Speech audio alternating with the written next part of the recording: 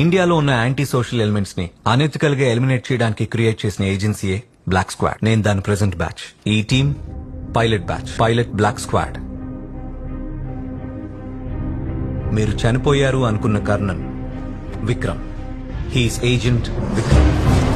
1980s లో prime minister direct governance కింద ఒక స్ట్రింగ్ టీమ్ సృష్టించబడింది. Initially it was called a prince garden and later on black squad అని పేరు మార్చబడింది. బ్లాక్ స్క్వాడ్ పైలట్ బ్యాచ్ లో 11 మెంబర్స్ ఉండేవాడు.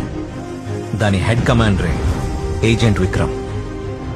More than 100 successful operations by this rootless team.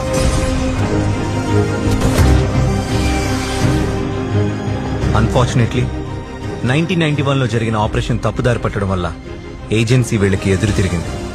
Till date ఈ 11 మందిలో 4 బాడీస్ మాత్రమే missing. That includes Vikram as well.